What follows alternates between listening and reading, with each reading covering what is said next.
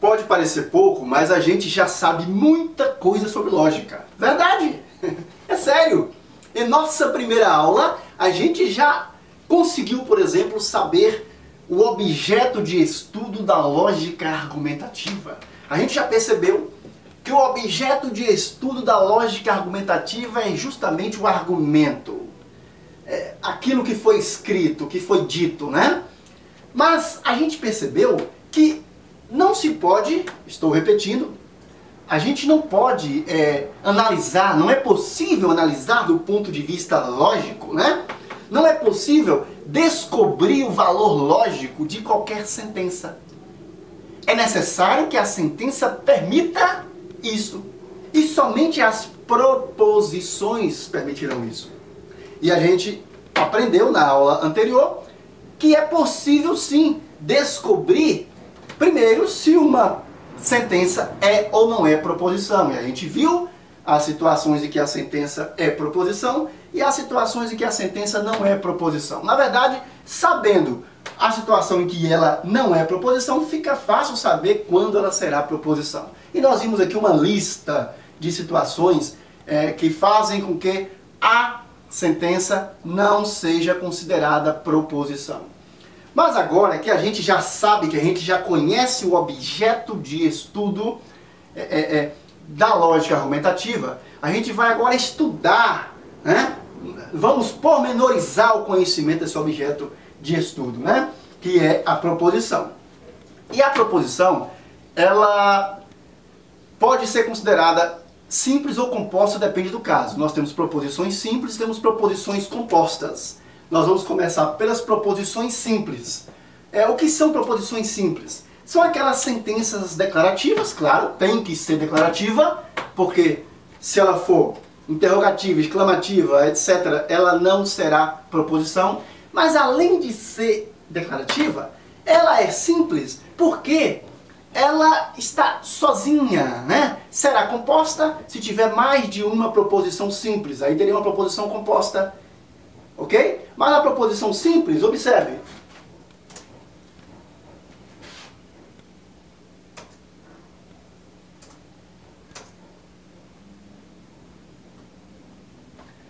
Proposição simples. Toda sentença fechada declarativa que exprime um pensamento, desde que possa ser julgado verdadeiro ou falso. Professor, mas essa é a mesma definição que o senhor deu de proposição. Ok, tudo bem, é a mesma. Mas a gente vai ver que a proposição composta tem algo a mais. Aí, convencionou-se designar a proposição simples por letras minúsculas. Cara, você pode designar com o que você quiser. A gente coloca isso aqui, o que é a convenção, né? A gente vai chamar aqui, como faço isso também no meu livro, a gente vai chamar a proposição simples de P, Q, R, S e vamos usar letras minúsculas. Enquanto as proposições compostas, vamos chamar também de P, Q, R, S, T, mas vamos utilizar letras maiúsculas. Só uma questão de organização.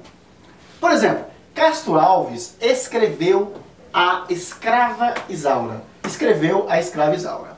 Esse é o livro do Castro Alves. Isso é uma proposição simples. Professor, como eu vou saber se é simples ou composta? Ao conhecer a composta, vocês vão ver que na proposição composta nós teremos um conectivo ligando essas proposições. Quando eu digo, por exemplo, Joana é médica, isto é uma proposição simples. Se eu digo Joana é médica e professora, agora eu tenho uma proposição composta. Joana é médica, é uma proposição simples. Joana é professora, uma segunda proposição simples. Quando eu digo Joana é médica e professora, ou então, como que? Joana é médica e Joana é professora, aí eu teria uma proposição composta, ou seja, uma sentença formada por duas proposições simples ligadas pelo conectivo e. Vamos ver melhor isso aqui. Então, a proposição composta, eu acabo adiantando o slide, né? Proposição composta são aquelas sentenças formadas por duas ou mais proposições simples, já adiantei isso aí. As proposições compostas são representadas pelas letras maiúsculas, também já falei. Por exemplo, Castro Alves era baiano e poeta. Castro Alves era baiano e poeta. Ele era as duas coisas, era baiano e também era poeta. Observe que essa letrinha E é o conectivo. Porque, em verdade, nesta proposição composta Castro Alves era baiano e poeta, eu posso extrair dela duas proposições simples. Eu vou chamar a primeira de proposição simples P. Castro Alves era baiano. A segunda, proposição simples Q, de Queiroz, né? Castro Alves era poeta. Eu tenho então aí duas proposições simples, proposição simples P e a proposição simples Q, e ambas estão ligadas pelo conectivo E. Cuidado com a nomenclatura lá da nossa gramática, né? Cuidado com a nomenclatura da nossa gramática. Aqui, cuidado para não misturar, por exemplo, preposição com proposição. Aqui a gente vai estar tratando de proposição. E esse ezinho aqui, a gente vai chamá-lo aqui de conectivo. A gente vai chamá-lo aqui de conectivo. E vocês vão ver daqui a pouquinho que ele, como todos os demais conectivos trabalhados, adquirirão um nome, né? Agora, vamos ver. E aí? Proposição simples ou composta? Eu tenho aqui 4 proposições e nós vamos saber se são simples ou compostas. Parece brincadeira, mas isso também cai em prova. E quando cai, muita gente é derrubada, muita gente sofre com esse tipo de questão, porque as pessoas em geral se preparam para o pior e se esquecem de se preparar também nesses temas ditos menores, né? E em verdade, vocês precisam sim conhecer proposição, porque é praticamente o ABC da lógica argumentativa, né? A proposição é a tabela verdade que nós vamos estudar. Número 1, a sentença número 1. Bernardo Guimarães e Castro Alves foram escritores abolicionistas. E aí, na número 1 eu tenho uma proposição simples ou composta? Proposição? Errou quem disse que na número 1 nós teríamos uma proposição composta. Na verdade, é uma proposição simples. A ideia é uma só. Bernardo Guimarães e Castro Alves foram escritores abolicionistas. Eu tenho, na verdade, ali um sujeito composto. A ação ali, ela é única para ambos os núcleos, né? Nós temos Bernardo Guimarães e temos Castro Alves. Ali eles são um sujeito composto, só isso. Sujeito composto. Foram escritores abolicionistas. Mas professor, e a presença do ezinho? Esse ezinho aí, ele está apenas ligando os dois núcleos do sujeito ali, Bernardo Guimarães e Castro Alves. Ele não é um conectivo ligando proposições simples. Logo, a número 1 é uma proposição simples, não é uma proposição composta, tá? Já a número 2, vamos lá. Valdisson é professor e proprietário do curso Passe. Valdisson é professor e proprietário do curso Passe. Agora eu tenho duas ideias expressas ali. Eu tenho a primeira ideia, que é a ideia de ser professor, e a segunda ideia, ser proprietário do curso Passe. Logo aqui, eu tenho uma proposição composta. Eu tenho Valdisson é professor, é a primeira proposição, simples, que eu vou chamar de P, e a segunda proposição simples, Valdisson é proprietário do curso Passe, que eu posso chamar de Q. Ok, se eu tenho duas, ou mais, né? Neste caso duas, se eu tenho duas proposições simples, ligadas por um conectivo qualquer, eu tenho neste caso aí uma proposição composta. Uma proposição composta. A número 2 é composta. Número 3, Elaine e Marcos são colegas de trabalho. Agora ficou mais fácil, né? Na número 3, eu tenho ali uma proposição simples. Mais uma vez eu tenho um sujeito composto, com os núcleos Elaine e Marcos. Aquele ezinho ali não é um conectivo lógico ligando duas proposições simples, porque toda a sentença número 3 é uma proposição simples. Eu tenho uma única ideia, ser colega de trabalho. E essa única ideia está atribuída a um sujeito composto, a Elaine e Marcos. Então, a sentença 3 não é uma proposição composta. Sentença 4. Teresa é professora de português e dona de casa. Teresa é professora de português e dona de casa. E aqui, eu tenho simples ou composta? Viu aí como é fácil? Neste caso aqui, eu tenho uma proposição composta. Eu tenho duas ideias. Primeira ideia, ser professora de português. A segunda ideia, ser dona de casa. Eu tenho duas ideias aqui, e essas duas ideias, que na verdade encerram duas proposições simples, estão interligadas pelo ezinho, que neste caso é um conectivo lógico. O ezinho é um conectivo lógico que está ligando duas proposições simples. A primeira proposição simples, Tereza é professora de português. A segunda proposição simples, Tereza é dona de casa. Neste caso eu tenho sim uma proposição composta. Bom, princípios básicos da lógica, né? Como já deu para perceber, primeiro princípio, qualquer proposição somente pode ser falsa ou verdadeira, gente. Não há outra forma, né? Se não for falsa ou verdadeira, se não puder ser julgada falsa ou verdadeira, não será proposição. Será uma sentença? Será, mas uma sentença qualquer. Não pode ser julgada falsa ou verdadeira, não será proposição e não interessa, neste caso, não nos interessa do ponto de vista lógico. O segundo princípio, uma proposição não poderá ser, em nenhuma hipótese, considerada verdadeira e falsa ao mesmo tempo. Ou ela é falsa, ou ela é verdadeira. Não tem como uma proposição qualquer ser julgada verdadeira e falsa ao mesmo tempo. Então, esses dois princípios. Primeiro, que ela só poderá ser verdadeira ou falsa. Segundo, que ela não poderá ser as duas coisas ao mesmo tempo. Conectivos. Aqui uma lista de conectivos. Na verdade, tem muito candidato a concurso que quer memorizar isso aí. Por favor, nas minhas aulas eu sou contra a memorização. Na verdade, vocês vão aprender para valer, até mesmo a tabela verdade. Nas aulas seguintes, vocês vão ver que não será necessário memorizar a tabela verdade. Vocês vão aprender a tabela verdade aos poucos, né? Sem necessidade de memorização. No meu livro eu fiz questão de evitar que o leitor tivesse que memorizar. Porque a lógica, na verdade, ela precisa do seu raciocínio, né? É muito mais do seu raciocínio do que da sua memória, tá? Memória demais pode até te atrapalhar em alguns casos, né? Vamos ver isso aí. Então nós temos vários conectivos. O primeiro deles é a conjunção. Ali está o símbolo da conjunção, esse Vzinho de cabeça para baixo, como dizem aqui na Bahia. Disjunção ou adjunção, quase não se fala adjunção, mas disjunção, que é um Vzinho, né, em sua forma. Disjunção exclusiva, vamos ver também, que é um Vzinho com traço embaixo, né?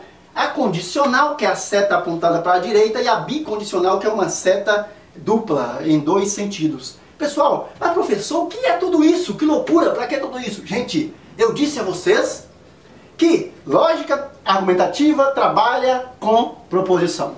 Disse a vocês que para ser proposição é preciso que a sentença possa ser julgada verdadeira ou falsa. Depois disse a vocês que a proposição poderá ser simples ou composta. E disse a vocês que ela será composta quando ela tiver as suas respectivas proposições simples ligadas por conectivos.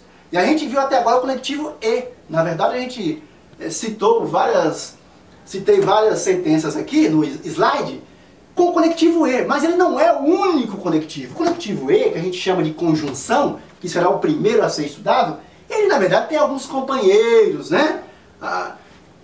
Disjunção exclusiva, condicional, bicondicional, e vamos estudá-los todos. E vocês vão ver que a lógica é realmente uma viagem, uma grande viagem. Vocês vão adorar. Lógica, na verdade, quem odeia lógica porque ainda não estudou lógica. Quando começa a estudar lógica para valer, quando começa a aprender lógica, é como brincar de videogame. Você, na verdade, vai viciar. E aqui, na verdade, eu não sei se pode chamar de vício. É uma virtude. Se você aprende a raciocinar, é uma virtude. Porque isso vai te ajudar em psicotestes, vai te ajudar a conseguir um emprego. A lógica vai te ajudar não só a passar em concurso, mas vai ajudar você a ter autoconfiança, vai ajudar você a pensar positivamente, vai ajudar você a buscar os seus ideais, ter força de luta mesmo, porque a lógica simplesmente mostra para você o caminho, né? Mostra o caminho. Conjunção. O que é uma conjunção? Bom, você já sabe que a conjunção, ela na verdade é uma proposição, claro, tem que ser proposição, e ela é uma proposição composta cujas proposições simples estarão ligadas pelo conectivo e. Então quando... mas professor, só terei conjunção quando tiver o conectivo e? Vocês vão ver que não. Você pode ter outras palavrinhas equivalentes, como mas, né? Veremos aqui. Por exemplo, o Brasil está na América do Sul e o Japão está na Ásia. Isto é uma proposição, claro, é uma proposição, eu posso dizer se é verdadeiro ou falso, então é uma proposição identificada verdadeira. Ela é uma proposição composta? É uma proposição composta. Eu tenho duas proposições simples aí. Eu tenho o Brasil está na América do Sul, primeira proposição simples, o Japão está na Ásia, segunda proposição simples. E também, este tipo de proposição ligada pelo conectivo e ou palavrinha semelhante é chamada de conjunção. É muito importante isso aqui. É chamada de conjunção. Mas professor, por que é importante conhecer os conectivos? Porque é preciso que você entenda a relação lógica entre as proposições simples. Por exemplo, a busca do valor lógico de uma conjunção. Gente, toda conjunção, ela somente será verdadeira se ambas as suas proposições forem verdadeiras. Aí você fala, puxa professor, mas isso é óbvio. Tem gente que não se lembra disso e erra muita coisa. Por favor, um dos primeiros passos para aprender lógica, na verdade para aprender qualquer coisa, é você ser humilde. Tenha humildade para aceitar que, embora pareça muito simples no início, tá? Vai complicar depois e você vai precisar dessa simplicidade toda. Olha, nós estamos aqui, na verdade, já começando a construir a tabela verdade da conjunção. Tabela verdade da conjunção. Este conectivo, a conjunção, vamos por aqui, né? A construção da tabela verdade da conjunção. Tabela verdade da conjunção. Nós vamos dizer que, se eu tenho uma proposição P e uma proposição Q, ambas unidas pelo conectivo E, aqui está o símbolo da conjunção, vamos construir a tabela verdade. Eu tenho 4 possibilidades aqui. A primeira delas, professor, eu preciso memorizar a tabela verdade da conjunção? Não, gente. Basta que você tenha em mente o seguinte. Toda conjunção, ela somente será verdadeira se ambas as suas proposições forem verdadeiras.